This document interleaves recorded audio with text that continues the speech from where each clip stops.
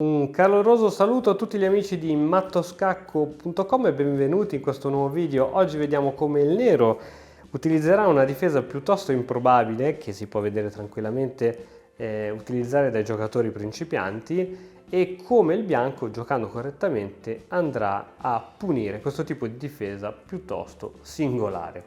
Allora, apriamo con la solita mossa E4, E5, solita risposta, cavallo F3, F6. Questa è la risposta che assolutamente si sconsiglia di utilizzare. Perché? Perché c'è subito un tatticismo che è il sacrificio di cavallo per E5, pedone per E5, e a questo punto la donna è libera di entrare su H5. H5 scacco, che cosa succede? Qui, e purtroppo ci cascano in molti all'inizio, dico ok, scacco, paro lo scacco spingendo in G6, ma la donna attacca in E5 con scacco e alla prossima prendiamo la torre. Ora è vero che il nero ha un minimo di controgioco, per esempio donna E7, però qui intanto andiamo in vantaggio di un pezzo netto. Sicuramente ci sono molte continuazioni, ma qui c'è poco veramente da fare. Un'altra possibilità da parte del nero, e adesso andiamo a vedere tutte, è quella appunto di giocare E4, E5, cavallo F3. Abbiamo detto sempre questa risposta che non va bene, ma vediamo tutte le possibilità. Sacrificio di cavallo, pedone per, e qui se donna H5, anziché giocare G6, che abbiamo visto essere perdente, il nero decide di spostare il re in D7, come può continuare la situazione? Beh, donna per E5, scacco, il re è costretto a spostarsi, dove? In F7.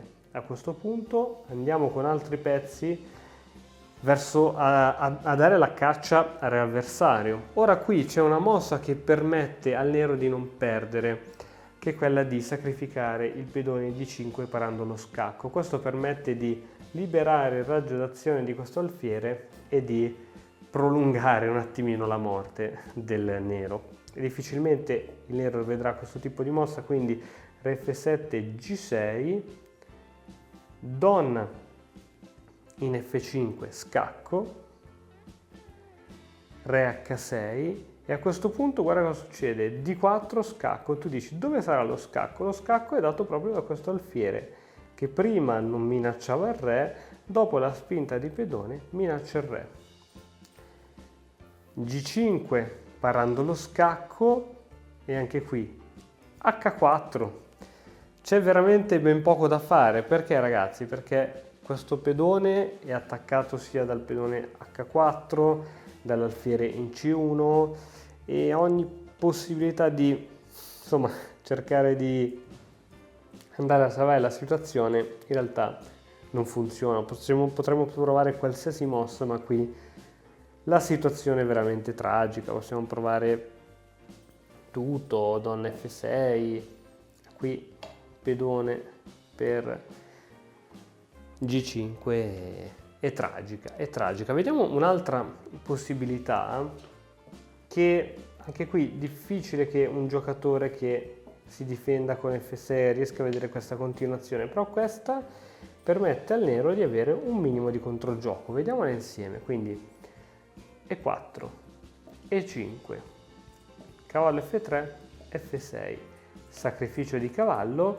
In realtà qui ora noi non stiamo giocando a dama, dove siamo costretti a ricatturare. Qui il nero può semplicemente giocare donna E7, che non è forse una mossa ottima, ma è la meno peggio di tutte quelle che abbiamo visto. A questo punto segue ritirata del cavallo in F3.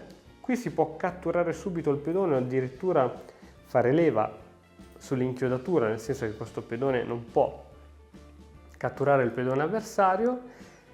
Qui noi possiamo innanzitutto giocare D3, non per cercare di difendere quel pedone che comunque verrà perso, ma per aprire le linee.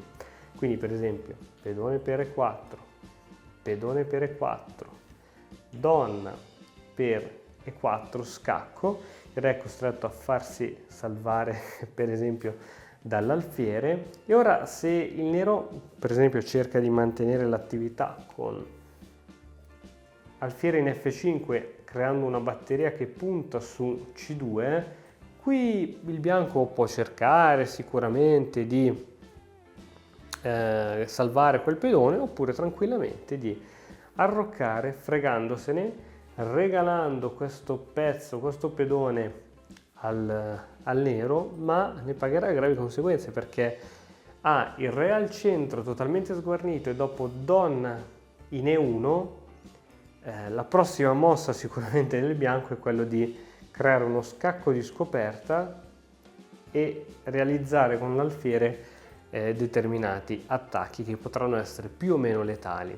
Dunque, morale della favola, questo tipo di difesa non è assolutamente buona, scegli qualsiasi altra mossa, ma non F6 a sostegno di E5.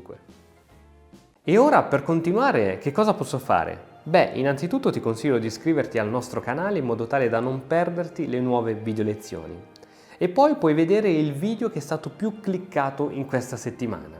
Ci vediamo, ciao!